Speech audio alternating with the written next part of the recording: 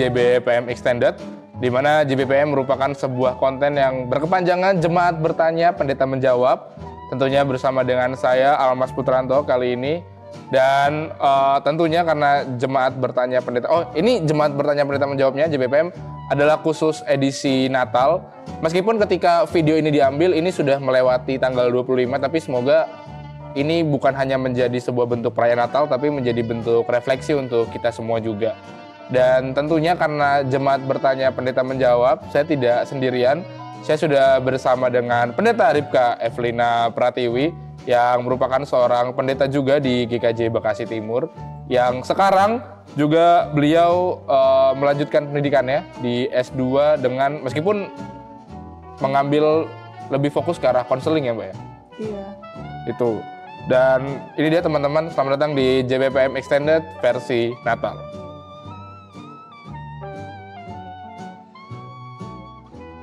Selamat datang Mbak Ripka di JBPM Extended. Tentunya tadi udah dibilang di awal kita akan banyak bertanya soal Natal. Biasanya JBPM kan agak ini ya Mbak, agak guyon ya. Saya jadi agak serius banget ini, tapi tidak Mbak, maksudnya biar pesannya tersampaikan gitu Mbak. Jadi agak deg-degan ya. Oke Mbak, akan masuk di pertanyaan yang pertama. Kita akan bahas dari kulitnya dulu Mbak. Dimana kita tahu Desember itu identiknya sama Natal, tapi mungkin saya sendiri sebagai jemaat, saya cuma tahu mungkin Natal ya udah tanggal 5 Desember dan merayakan kelahiran Tuhan Yesus Kristus gitu. Secara teologis adakah atau mungkin sejarah di balik Natal yang mungkin secara teologis kita perlu ketahui, karena Natal juga erat kaitannya dengan tanggal. Kenapa harus 25 Desember, lalu ada kayak, ya mungkin ini secara budaya, Sinterklas, tukar kado, pohon Natal, jadi gimana Mbak? Iya, sebenarnya menarik ya Mas, kamu nanya begitu sebagai seorang Kristen. Kamu jadi Kristen berapa tahun? 21 tahun. 21 tahun. Kayak dan semakin panjang semakin salah di saya tadi. Dan setelah 21 tahun kamu baru bertanya, kenapa salah satunya kenapa Natal di tanggal 25 Desember? Kenapa kan? 25 Desember? Ada kemungkinan nggak kalau ternyata mungkin banyak juga orang Kristen yang nggak tahu kenapa tanggal 25 Desember? Mungkin. Makanya mungkin ada Bapak Ibu atau teman-teman yang juga penasaran. Ya, oke. Aku coba jawab ya. Jadi kalau kita bicara soal kenapa Natal itu tanggal 25 Desember, kita harus tarik sampai ke abad keempat. Ketika pada saat itu kerajaan Romawi itu berkuasa. Nah, di mana kekristenan itu jadi agama yang disepakati lah, atau agama apa ya? Agama mayoritas, agama negara lah mungkin katakanlah seperti itu. Nah, tapi pada saat yang tapi sebelumnya masyarakat Romawi itu mereka punya ritual penyembahan kepada Dewa Matahari. Ini sebelum mereka jadi Kristen loh ya. Iya, Mbak. Jadi, dan itu tepat di tanggal 25 Desember. Nah, tapi karena tadi kayak aku bilang, ketika kekristenan menjadi agama resmi di Romawi, mereka kemudian mengadopsi kebiasaan ritual itu tadi loh, yang menyembah Dewa Matahari, agar fokusnya berubah. Jadi orang Kristen kemudian menghayati tanggal 25 Desember itu bukan sebagai penyembahan ritual kepada Dewa Matahari, tetapi kepada Kristus, karena mereka kan sudah menjadi Kristen kan. Dan itu kemudian disahkan ketika Kaisar Konstantinus, kalau aku tidak salah, itu diresmikan di tanggal 25 Desember. Dan itu tidak tertulis loh di Alkitab, tidak tertulis tanggal 25, tetapi yang lebih penting sebenarnya adalah simbol di balik itu, di mana terangnya Kristus itu mengalahkan kegelapan ritual-ritual yang mungkin tidak yang tidak sesuai dengan nilai kekristenan. Jadi itu sejarah awal kenapa di tanggal 25 Desember itu. 25 Desember. Ya kurang lebih kayak gitu. Berarti bisa dibilang itu sebagai salah satu bentuk shifting budaya. Maksudnya diambil dari budaya. Karena kan tadi bilangnya dari Yunani, yang kita mungkin identiknya sama dewa-dewi. Romawi. Iya. Yang identiknya sama dewa-dewi, sehingga itu adalah shifting yang tadinya untuk penyembahan kepada dewa-dewi, lalu masuk ajaran Kristiani, sehingga itu dari sana asalnya. Ya agar berubah gitu loh, karena itu kan sesuatu yang dekat dengan kehidupan masyarakat saat itu, tapi mereka kan kemudian menjadi Kristen ya, sehingga mungkin istilahnya mungkin lebih tepatnya kontekstualisasi kali. Jadi mengambil sesuatu yang dekat dengan kehidupan mereka, tapi diberi makna yang baru, bahwa ini bukan lagi penyembahan kepada Dewa Matahari, tetapi ini penyembahan atau menyambut lahirnya terang sejati, yaitu adalah Kristus. Jadi sejak saat itulah kemudian pemaknaan itu jadi berubah gitu loh, bukan lagi menyembah dewa matahari tetapi kepada kelahiran Kristus. Nah, itu kan tadi kalau kita bahas kenapa tanggal 25-nya itu dari Romawi. Tapi kenapa kalau menurut saya Mbak, kita lihat sekarang itu identiknya justru sama kayak Sinterklas, terus tukar kado, pohon Natal yang saya rasa kayaknya ini budayanya justru lebih ke arah Europe bukan ke arah Romawi atau gimana Mbak? Nah, kalau kita bicara sejarah Natal itu kan nggak pernah single source ya, nggak pernah satu single utama gitu loh. Ya, itu kan dari satu tempat yang... Iya, kayak banyak diserap dari berbagai macam sumber atau sejarah ya. Tapi kita bicara soal ini dulu deh, apa sih tukar kado gitu ya tadi ya. Nah, beberapa sejarah itu mengatakan bahwa akarnya itu dari ini loh Mas, apa? Gimana, kisah orang Majus. Tahu kan? Yang membawa datang, emas ke Penyandermur, itu. jadi mereka membawa persembahan dan hadiah dan segala gift macam. Kelahiran Tuhan. Iya, kurang lebih seperti itu. Jadi mungkin dalam proses berjalannya waktu, pemberian hadiah dan menerima hadiah itu menjadi sesuatu yang lekat dalam perayaan Natal. Sehingga orang kadang lupa bahwa Natal itu bukan kita memberi kado, tapi kita sendiri sudah menerima kado kan sebenarnya, yaitu kelahiran Kristus. Tapi ya bisa dipahami sih kadangkala semakin berjalannya waktu, pemahaman inti dari kenapa sesuatu terjadi itu udah jadi berubah gitu loh. Ya bisa dipahami sebenarnya. Nah kalau bicara soal Sinterklas, ya itu tadi kayak aku bilang, ini selalu nggak bisa single source ya. Maksudnya ada banyak cerita lah tentang itu ya. Tapi kalau kita mau bicara soal yang paling awal, kita mungkin harus tarik dari seorang tokoh di kekatolikan yang bernama Santo Nicholas. Aku nggak tahu, Almas pernah dengar nggak itu? Jujur belum pernah Mbak. Ya, jadi Santo Nicholas ini dia dikenal karena generosity, karena kemurahan hatinya. Kalau aku nggak salah ingat ya, aku dulu pernah baca sebuah artikel tentang Santo Nicholas. Jadi Santo Nicholas ini memberikan berapa ya, tiga kantong emas gitu kepada sebuah keluarga, suami dan istri, agar anak gadis mereka tidak jadikan budak. Dan selain itu memang si Santo Nicholas ini dia sangat murah hati dengan anak-anak, kemudian orang miskin, kurang lebih kayak gitu. Nah, beberapa orang mengatakan bahwa sejarah Sinterklas itu diadopsi dari kemurahan hati. Makanya kamu lihat kan sekarang dia digambarkan sering ngasih hadiah ke anak-anak dan segala macam. Jadi ada kesamaan gitu tentang si Sinterklas dengan Santo Nicholas. Tapi lagi-lagi Pak Mas, poinnya adalah soal generosity, tentang kemurahan hati. Itu sih. Sebenarnya tadi ada satu lagi, kalau pohon Natal gimana Mbak? Apakah ini kalau kita lihat sekarang di belakang juga ada pohon Natal yang selalu diambil dari pohon cemara. Pohon cemara kan juga identiknya, kalau di Indonesia kayaknya pohon cemara nggak sebanyak itu juga. Apakah pohon Natal bisa menjadi salah satu identik dengan, misalnya pohon cemara yang dihias, kita bisa bilang jadi salah satu bentuk ciri khas Natal yang harus ada di saat Natal gitu? Sebenarnya itu juga budaya populer ya. Maksudku kan tidak juga disebutkan di dalam Alkitab kan.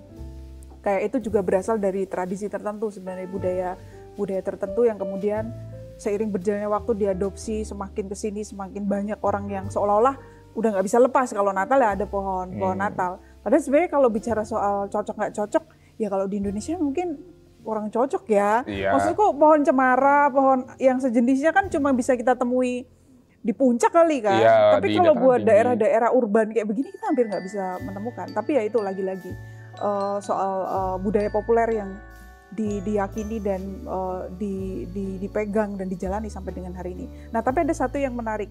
Martin Luther, salah satu reformator gereja, itu pernah bilang, ini juga yang aku baca ya, dia pernah bilang kita bisa menambahkan ornamen cahaya kayak lilin, kemudian ya lampu kan kemudian hari ya. Iya itu kan kemudian hari. Tapi lilin sebenarnya disebutkan oleh Martin Luther untuk menggambarkan terang Kristus, kurang lebih kayak gitu. Tapi kalau aku pribadi sih aku nggak masalah ya, maksudku ada atau nggak adanya nggak merubah esensi. Soal pohon Natalnya ya, maksudku ya selagi itu bisa menambah kadar keimanan gitu, mengingatkan kita pada kelahiran Yesus, oke lah nggak masalah lah. Oke Mbak, karena tadi kita udah bahas soal makna Natal, perintilan Natal, pertanyaan selanjutnya nih sebenarnya didasari dari saya punya keresahan melihat kondisi yang terjadi. Mungkin ini juga karena era digital, saya bisa melihat semua yang terjadi. Mungkin ini juga ada subjektivitas atau kecenderungan saya. Tapi saya merasa melihat sekarang di mana perayaan Natal itu kok terlihatnya hedon atau konsumtif. Meskipun ini nggak bisa dijadikan patokan utama karena memang di bulan Desember banyak faktor lain seperti liburan akhir tahun yang panjang, promo akhir tahun yang banyak, banyak budaya-budaya luar yang memang kayaknya di akhir tahun tuh kayak cuci gudang gitu-gitu Mbak. Tapi saya melihatnya kok perayaan Natal kadang menjadi salah satu bentuk konsumtif kita yang jadinya kayak bukan perayaan iman atau perayaan spiritual gitu Mbak. Menurut Mbak gimana ngelihat ini? Apakah benar atau gimana Mbak? Nah, ini pertanyaan yang gampang-gampang susah ya dijawab. Ya kita mana tahu loh mereka atau siapapun itulah ya habis belanja, umpama habis-habisan belanja banyak tapi ternyata baju itu disumbangin. Nah, kita kan nggak tahu juga. Jadi tolak ukurnya tuh bisa banyak sekali sebenarnya. Tapi harus diakui benar yang kamu bilang tadi, memang bulan Desember atau katakanlah bulan Natal menuju ke akhir tahun tuh kan promo tuh bisa banyak sekali. Kan? Di mulai dari November aja tuh mall sudah dihias sedemikian rupa dengan tulisan gede-gede promo dan lain sebagainya. Bahkan Mas cerita sedikit, kalau di Filipina itu dari September itu sudah dimulai itu iklan itu di September padahal. Iya makanya jadi dari awal sudah didorong untuk cari promo gitu loh. Jadi durasi promo mencari promo itu lebih panjang, berarti kan bisa sekitar 4 bulanan ya. Kalau kita kan mungkin nggak sepanjang itu. Nah, ya memang ada bahayanya ke sana ya. Ketika kita jadi lupa fokus dari Natal, atau kalau bahasanya itu overshadowing, jadi menutupi kebiasaan atau mungkin kecenderungan untuk banyak membeli itu jadi menutupi gitu loh, menutupi aspek spiritualnya. Karena bagaimanapun Natal itu kan perayaan iman ya. Benar Mbak, itu. Natal itu kan perayaan iman, sehingga kata yang lebih tepat dilekatkan kepada Natal itu sebenarnya meaningful atau bermakna, bukan meriah. Karena kalau meriah, ya itu mungkin lebih tepat untuk dilekatkan pada sesuatu yang sifatnya selebrasi dan segala macam. Jadi yang kalau penilaianku soal itu, aku nggak bisa menilai bahwa semua orang menjadi hedon atau konsumtif ya. Aku nggak bisa menilai itu karena kita tidak pernah tahu bagaimana setiap orang mengelola pengeluarannya ya. Kayak tadi aku bilang, bisa jadi dia ternyata memakai apa yang dia beli itu untuk melakukan berbagi juga ya, generosity seperti Santo Nicholas atau Sinterklas atau orang Majus lah atau segala macam, aku nggak tahu. Nah, tetapi aku cuma mau ingatin ya, karena ini pandanganku aja sih Mas. Jangan sampai dorongan kita untuk menghabiskan lebih banyak budget daripada biasanya atas nama Natal itu menjadi overshadowing itu tadi, menutupi dimensi spiritualitas di hari Natal yang adalah sebenarnya soal kemurahan hati. Dan kalau bicara soal kemurahan hati, ya kita mungkin perlu berpikir bagaimana aku memakai berkat dari Tuhan ini untuk membagikan kemurahan hati, selain untuk hal-hal yang menyenangkan yang lain lah yang bisa aku lakukan untuk diriku sendiri umpama atau untuk keluarga. Jadi mungkin kayak gitu ya, jadi balance gitu loh antara ya keinginan untuk bisa punya sesuatu yang lebih, tapi juga generosity dan kesederhanaan di dalam Natal itu tadi. Sebenarnya pertanyaan ini juga, ini disclaimer untuk teman-teman yang mendengarkan ini, sebenarnya bukan bermaksud untuk kayak mengkotak-kotakan atau menjustifikasi orang bahwa kok kayak dibuat salah dengan belanja di momen Natal, tapi lebih karena menjadi bentuk reflektif kita semua soal apakah yang kita lakukan di Natal dengan membawa embel-embel atas nama perayaan Natal menjadi salah satu bentuk reflektif kita yang benar-benar untuk merayakan Natal gitu. Apakah ini sebagai bentuk perayaan iman, perayaan spiritual, atau ya ini cuman ya kayak tadi gue bilang foreshadowing aja gitu. Pinter nih Almas nih, betul. Kuliah soalnya, Mbak. Yeah. Oke, boleh.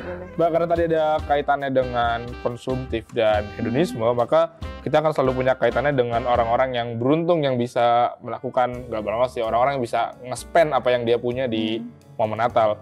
Tapi juga kita nggak bisa lupa bahwa ada beberapa orang atau beberapa komunitas yang mungkin tidak seberuntung itu bisa merayakan Natal dengan tanda kutip yang meriah, yang mungkin meriah menjadi satu bentuk perayaan mereka gitu.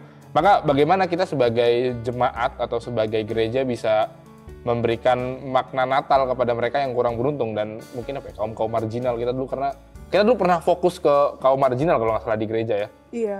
Nah, lalu di Natal ini bagaimana kita seharusnya berperan, Mbak? Nah, kayak yang tadi kita bahas di awal tuh, Mas. Ada satu yang belum kita bahas. Tapi ini sebenarnya aku yakin kamu, orang Kristen yang lain pun tahu. Bagaimana kisah kelahiran Yesus itu kan juga mengambil setting yang sangat sederhana kan, yang sangat simpel kan. Sederhana ke bawah malah mungkin kita mikirnya. Iya, betul.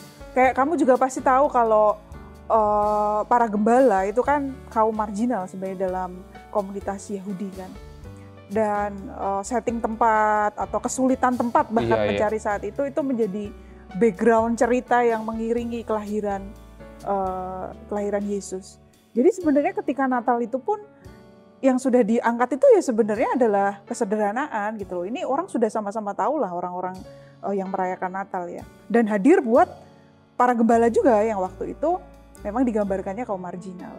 Nah, lalu yang aku ceritain tadi, satu budaya populer yang dekat juga dengan Natal soal Sinterklas, soal Santo Nikolas ya, kalau sejarahnya memang dari sana.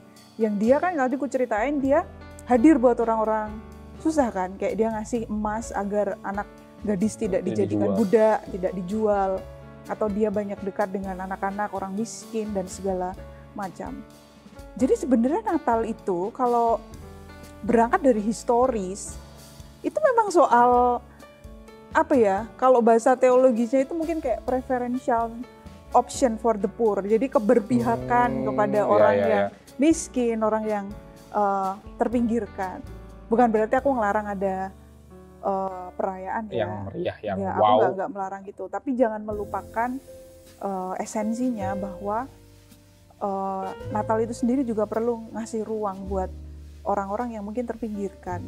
Nah sebenarnya Mas, di kalender MAN di tahun ini, itu karena aku baru pulang jadi aku nggak ngikutin semua kalender. Saya juga baru dari Jogja nih, baru dari sini ya. Aku cuma notice beberapa tanggal itu mereka ada dituliskan tuh soal berbagi makanan kepada satu orang atau apa begitu, intinya soal berbagi. Sama kayak kalender Paskah.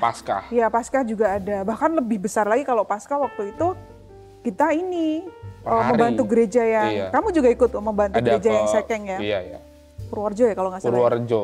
Nah sebenarnya spirit itu gitu loh yang juga penting untuk diingat. Jadi kita tidak hanya terjebak pada hingar-bingar perayaan, karena core dari Natal itu sendiri sebenarnya adalah, kalau setidaknya dalam sejarah ya, Kristus hadir di antara orang-orang yang susah, bahkan dia sendiri menempuh jalan yang tidak mudah untuk lahir ke dunia ini. Jadi ya sepatutnya aku pikir ya bolehlah kita tadi kayak aku bilang makan, tapi ya jangan lupa juga memberi orang yang kesulitan makan. Beli baju baru boleh, kalau bajunya masih bagus ya nggak usah belilah. Tapi kalau umpama punya rezeki banyak bisa beli baju, ya mungkin bisa dibagikan kepada siapa yang juga membutuhkan. Ya banyak hal yang sebenarnya bisa dikerjakan. Saya ini banget sih tadi, kayak kata Mbak Rika yang bener banget lagi adalah terjebak hingar-bingar. Karena kita, base-nya bener, karena terjebak hingar-bingar. Kita selalu merasa bahwa, ya udah deh Natal kita mau beli ini, kondisinya Natal mau ini yang baru. Mungkin ya kayak tadi udah dibilang juga, seharusnya mungkin kita bertanya ke diri kita apakah yang kita lakukan benar-benar menjadi bentuk refleksi kita. Aku misalnya saya mau beli sepatu gitu, karena Natal gitu. Tapi apakah membeli sepatu menjadikan saya memaknai Natal yang sebenarnya gitu? Ya Ini agak nyambung ke ini kayak Mas, ke studiku jadinya. Nah, boleh Mbak. Apa aja kita bebas sih namanya. Aku nggak tahu ya. Mungkin ada satu istilah yang namanya itu positive reinforcement. Jadi apa itu Mbak? Kan saya nggak ikut kelas. Nggak tahu. Ini aku mungkin nyambungin kali ya. Cuma aku kadang berpikir sesuatu itu menjadi habit atau sesuatu itu menjadi pola pikir yang permanen ketika itu disugesti terus-menerus gitu loh. Mungkin salah satu contohnya adalah ketika dulu kita kecil ya. Kamu mungkin juga dulu punya pengalaman itu. Biasa dibeliin baju baru itu ada di 2 momen. 1 lebaran, kedua ada di Natal. Nah, itu terpola Mas, setiap tahun tuh seperti itu. Bagi yang punya pola kebiasaan kayak gitu loh. Sehingga kita tahu dibeli baju tuh senang ya, itu namanya positive reinforcement. Diulang, menyenangkan. Oh, menyenangkan ya. Dan karena kita tahu itu menyenangkan, kita mengulang itu terus dan bahkan mungkin kita mengulang itu kepada orang yang lain gitu. Dalam hal ini mungkin anak atau mungkin saudara dan segala macam. Jadi dan untuk kemudian mengubah sesuatu yang sudah terpola gitu ya tidak mudah. Kita mungkin perlu mengedukasi diri kita sendiri. Salah satunya dengan memberikan pemahaman yang tepat gitu loh bahwa Natal itu core-nya adalah pada generosity. Rendah hati. Kerendahan hati juga ya, kesederhanaan, kemurahan hati dan segala macam. Bahwa Kristus pun lahir juga di depan orang-orang yang kesulitan secara sosial dan Yesus sendiri juga mengalami kesulitan kan ketika dia harus lahir ke dunia ini. Dan bahkan sepanjang kehidupannya loh. Ketika kecil aja kan dia harus kabur ke Mesir juga kan. Jadi kita bisa bayangkan kehidupan apa yang dijalani oleh Kristus. Tapi aku juga nggak nyalahin itu tadi loh Mas, karena itu kita pola, no judge, we listen, we don't judge ya. Iya betul, we listen, we don't judge. Karena itu pola yang sudah terbentuk begitu lama. Tapi kalau boleh, mungkin kita bisa mulai mengajar atau mengedukasi, memberikan pemahaman yang berimbang gitu loh. Bahwa Natal nggak melulu soal itu kok. Justru kalau kita bisa ngasih ke orang, itu even better lah. Kayak gitu sih Mas. Oke. Tadi karena kita udah kita udah ngasih tahu soal bahwa Natal adalah core-nya generosity, soal kerendahan hati, tapi tentunya kita nggak bisa melupakan bahwa apa ya kita bilang di budaya mungkin di belahan dunia mana atau mungkin di daerah Indonesia memang perayaannya bisa sangat besar-besaran, sangat mungkin ada kontradiksinya segala macam. Lalu pertanyaannya adalah bagaimana kita sebagai umat Kristiani membatasi ini gitu Mbak, tentang perayaan yang dari budaya dan juga spiritual dan iman. Kalau menurutku batasannya ada pada intensi. Jadi kalau umpama ritual-ritual itu tadi yang selebrasi dan segala macam, perayaan yang hingar-bingar dan segala macam, itu membuat kita melupakan esensi dari Natal yang punya nilai spiritual atau rohani, ya kita perlu pikirkan ulang. Tapi kalau kemudian ternyata segala macam itu tadi ya Mas, simbol atau apapun itulah yang ritual itu semakin membuat kita bisa menghayati makna Natal, ya aku rasa itu oke-oke aja. Nah justru pertanyaan yang perlu ditanya adalah apakah seluruh hingar-bingar itu sungguh-sungguh membuat kita merayakan benar-benar merasakan dan menghayati Natal pada core-nya yang adalah soal generosity, soal hope juga ya, soal cinta kasihnya Allah Bapa dan soal panggilan kita untuk hadir buat orang lain. Nah itu justru yang perlu dijawab menurutku. Karena kalau kita bisa jawab itu, intensinya jadi jelas. Menurutku gitu sih Mas. Saya sudah saya sudah memberikan banyak pertanyaan kepada Mbak Ripka. Ini akan menjadi pertanyaan terakhir bagi saya di video ini. Mungkin kalau ada kesempatan kita bisa bertanya lagi Mbak. Menurut saya ini banyak sekali pertanyaan. Bingung pokoknya tadi. Mungkin sebagai penutup juga, tentu berkaitan dengan pesan. Tapi kalau kita kan, saya sebagai orang Kristen 20 tahun memaknai Natal itu sebagai kelahiran, harapan di akhir tahun dan akan menuju awal tahun. Jadi kayak benar-benar fresh, new me nih gitu, sebagai ada harapan juga. Nah, tapi mungkin dari Mbak Ripka, sebenarnya ada nggak sih Mbak kayak makna Natal yang mungkin banyak orang yang belum tahu seharusnya Natal tuh pesan yang ingin disampaikan dalam masa perayaan Natal tuh ini loh gitu. Iya, tapi mungkin jawaban ini akan personal ya Mas. Ya. Maksudku ini akan jadi penghayatan personal. Karena kita juga nggak bisa menyalahkan pemahaman orang lain tentang Iya, Natal betul. itu. Bahkan kamu pun juga punya pemahamanmu sendiri. Tapi kalau buatku secara personal, aku tanya deh Mas, ngapain Tuhan tuh kayak iseng banget gitu loh. Dia udah enak dalam situasinya, posisinya, tapi dia mau gitu turun ke dunia jadi manusia. Dan kamu tahu selayaknya manusia, dia harus belajar jalan. Iya. Mungkin Yesus juga pernah Mengalami sandung, banyak kesusahan iya di, kan? padahal udah enak lah gitu bilangnya. Mungkin dia juga disapih juga karena Disapih tuh. biar lepas dari ASI dan Oh, segala iya. macam. Mungkin ya, aku kan nggak tahu. Tapi dia menjalani kehidupan selayaknya manusia gitu loh. Dan itu kan effort yang nggak main-main Mas. Dia harus belajar jadi manusia. Dan dia harus lahir kan artinya ke dunia ini. Buatku pribadi itu menggambarkan generosity. Itu kemurahan hati yang tidak main-main. Karena ngapain sosok yang sudah oke lah ibaratnya. Dia mau effort gitu loh. Buat kita manusia yang lebih banyak ngecewainnya gitu loh. Maka buatku Natal itu sebenarnya adalah momen di mana kita kembali merasa dicintai. Dan merasa bahwa kita ini berharga banget sampai ada pribadi yang ilahi gitu, yang transenden itu mau turun ke dunia untuk jadi sama kayak kita, memberi teladan gimana caranya manusia hidup biar kita tahu bagaimana caranya hidup. Dan itu effort yang luar biasa. Aku setiap kali memikirkan itu membuat aku merasa satu dicintai dan kedua membuatku juga menyadari bahwa kita perlu belajar untuk murah hati, se-effort itu gitu loh.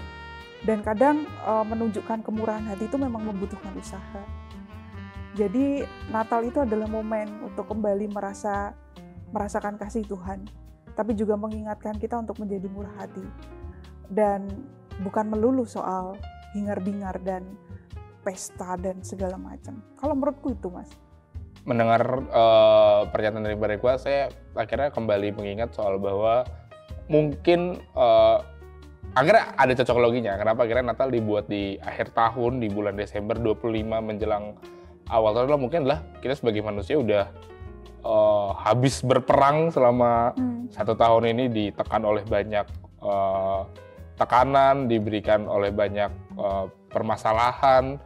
Lalu pada akhirnya kita kembali di bulan Desember. Saya sangat tersentuh ketika mendengar kembali kepada Tuhan, kasih. Tapi dipikir-pikir seharusnya benar ya, karena apabila seandainya kita memiliki komunitas yang benar-benar murah hati, maka kita akan merasa kembali dicintai ketika setelah mungkin kita ngerasa, aduh selama ini kok aku sendirian banget, kok aku apa-apa merasa susah. Maka ketika Natal menjadi momen yang pas untuk kita kembali mengasihi sesama kita karena kemurahan tadi, dan merasa dikasihi kembali karena ya sebagaimana kita memaknai Natal. Mungkin posisi yang harus kita ambil di saat Natal itu adalah posisi seorang gembala atau para gembala yang saat itu diberi tempat untuk menjadi saksi kelahiran Yesus. Kalau kita mengambil memposisikan diri kita sebagai gembala, Mas, kita akan tahu, saya ini orang marginal, saya ditolak bahkan dari komunitas Yahudian saya tidak punya tempat di sosial. Tapi sang raja mau hadir di hadapan saya. Betapa murah hatinya raja ini memberikan space buat saya. Nah mungkin kita harus mengambil atau memposisikan diri kita sebagai para gembala gitu loh Mas. Agar kita cukup, apa bahasanya, maaf ya, cukup tahu diri untuk menempatkan kita di posisi yang tepat dalam menyambut dan merayakan Natal. Mungkin ya. Mungkin. Ya teman-teman, itu adalah beberapa jawaban dari Mbak Ripka. Tapi tentunya semua jawaban ini kita kan nanti pasti akan ada editing segala macamnya. Tapi balik lagi, ini adalah subjektivitas dan preferensi dari Mbak Ripka sendiri. Tapi kita nggak pernah ada mau maksud menyinggung ataupun ofensivitas, tidak ada. Jadi terima kasih untuk semuanya Bapak Ibu dan teman-teman yang sudah menonton JBPM Extended kali ini. Nanti bisa taruh di kolom komentar kira-kira apabila ada JBPM Extended selanjutnya, apa yang harus kita tanyakan dan topiknya apa. Saya Almas Dwi Putranto dan terima kasih Mbak Ripka. Sama-sama. Terima kasih sudah menonton dan sampai jumpa di video selanjutnya.